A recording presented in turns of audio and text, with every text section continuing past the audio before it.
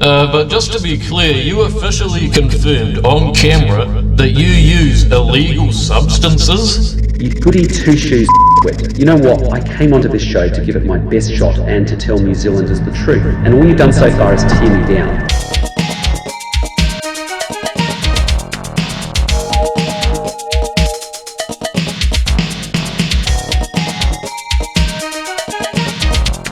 Hey guys, it is Tom from TeamTMS here, and today I have a very, very special guest on the show. His name is the one and only Christopher Luxon, guys, Prime Minister of New Zealand. Here he is. Here's Christopher Luxon. Hi, Tom. It's good to be on your show. Thanks for having me. Yeah, no problem at all, Christopher Luxon. So, I'm not going to ask too many political questions in this interview here.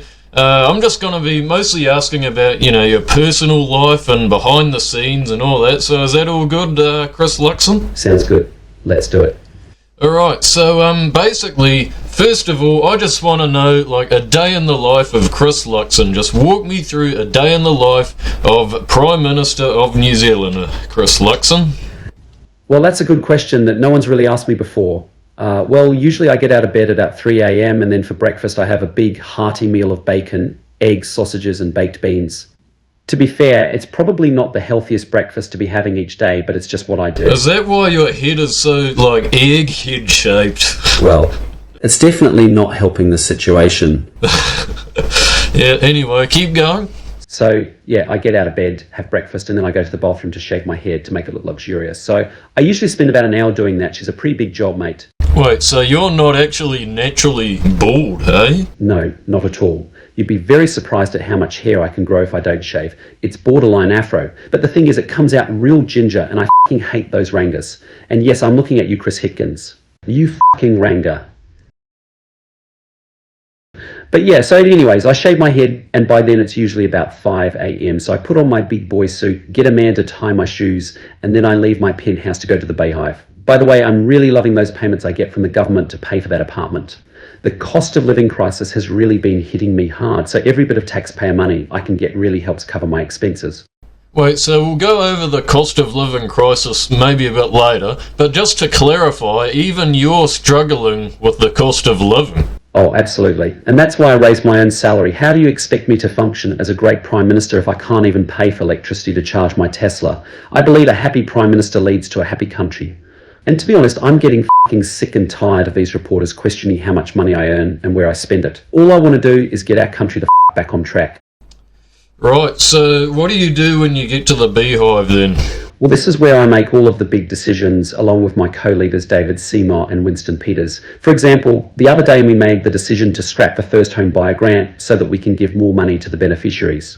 It was a bit of a rushed decision that I didn't really think through, but hey, that's what this government is all about, quick decisions that deliver for you. So I know I said I didn't want to get too political here, but what do you think of Winston Peters and 𝗬𝗲𝗁𝗍𝗍? Do you guys, like, get along? To be honest, most of the time I don't give a about Winston Peters and 𝗬𝗲𝗁𝗍𝗍's opinions. I only really pretend to like them so that the government can be formed. Winston Peters is a low-life old man that should have retired 20 years ago, and 𝗬𝗲𝗁𝗍𝗍 is a right little prick with a stupid look on his face that I just want to punch most of the time. Wow, okay, I'm getting some good material here.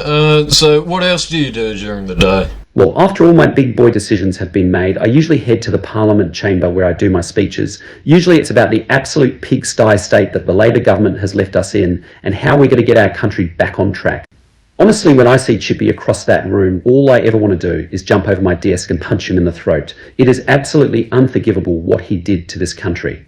You really do not like Chris Hipkins, do you? To be honest with you, Tom, I thoroughly believe he was the worst Prime Minister New Zealand has ever seen. You don't need statistics to see how bad our economy is doing right now. New Zealanders are seeing it every day at the supermarket, the petrol pump, everywhere. He should be completely ashamed of what he's done. Okay, well, there's somewhat of a normal answer. Sorry, Tom, I cut out there. What I was going to say was that Chris Hipkins is a right f***ing with a 40-year-old's mind stuck in a toddler's body with hair that's as ginger as the traffic cunts the transport agency puts everywhere. There it is. So, what else do you do in your spare time after your prime ministerial duties? Do you watch any TV shows or anything there, Chris? Well, to be honest with you, Tom, I've never really been a big TV guy. I never really watch the news or anything like that. I'm not really a big enough boy for those types of shows. But when I do watch TV, I like to support local New Zealand production companies like New Zealand On Air by watching shows like Buzzy Bay. I'm really proud to support the New Zealand film industry.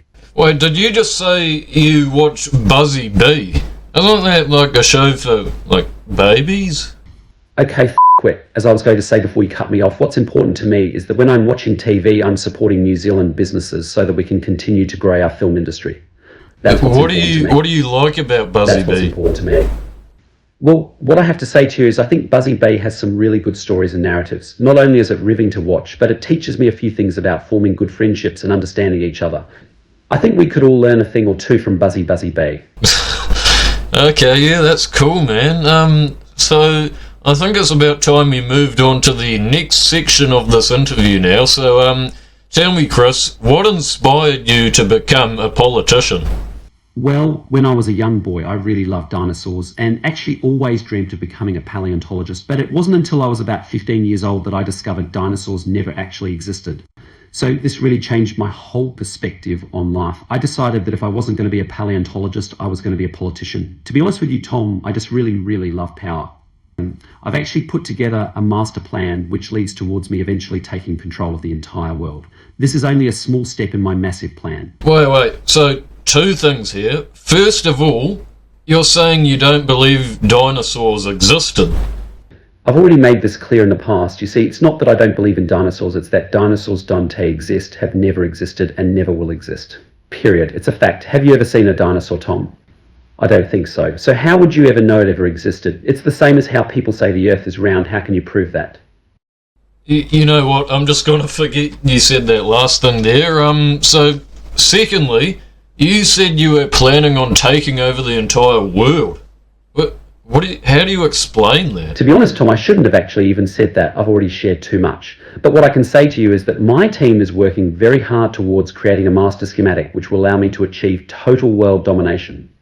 I've already come up with a motto for my plan. It's Christopher's World, Christopher's Way.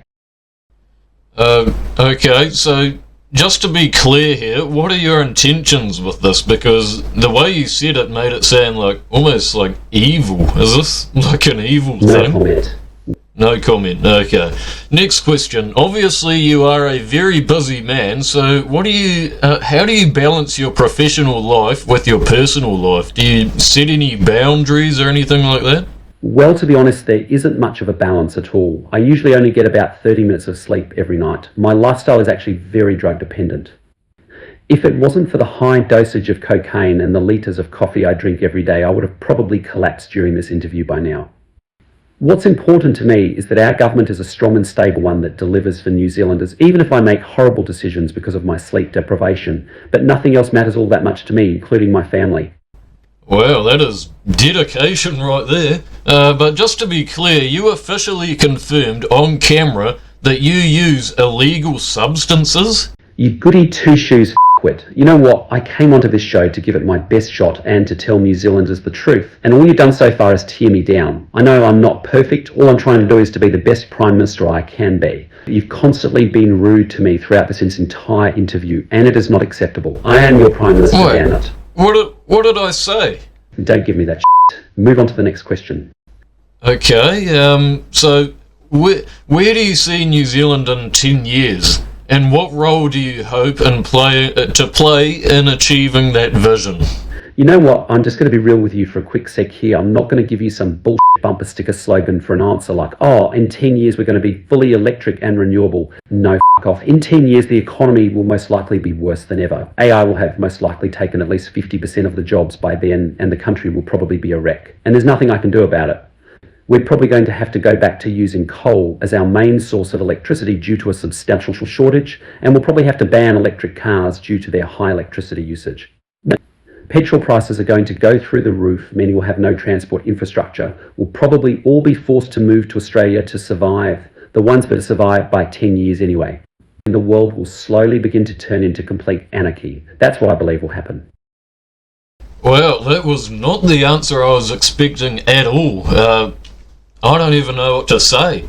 Just to expand on that, though, where will you be in 10 years? Well, the thing is, Tom, I'm just a little more superior than everyone else. My mind can comprehend things that no other mind can. That's why, while everyone else has been slaving away for the government, I've been putting together my master plan for total world domination. Look, I can't say too much about it, but all I can say to you is that in 10 years I'll be doing just fine. Just fine, just fine, just fine. Alright, well, on that depressing and concerning note, I've got one more question for you to end off this interview. What do you have to say to any aspiring politicians, or even anyone that dreams of becoming Prime Minister even one day? I just want to come clean about something real quick. It's been on my mind during this whole interview. I actually lied about how I have to shave my head every morning. I can't grow ginger hair for shit. And what do you think caused me to lose all my wonderful luxurious hair? Politics. So what I have to say to any aspiring politicians is don't do it. Avoid politics at all costs. The 𝗂𝗴𝗲𝗀𝗃 is a f***ing hellhole, and I can't stand it here anymore. I've got to get out. I've got to escape the matrix. Okay, well, Chris, I think that basically wraps up this interview. Oh, thank goodness.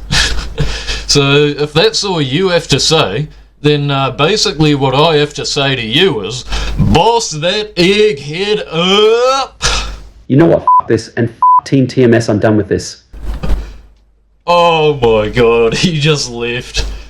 Oh man. I literally just don't even know what to say.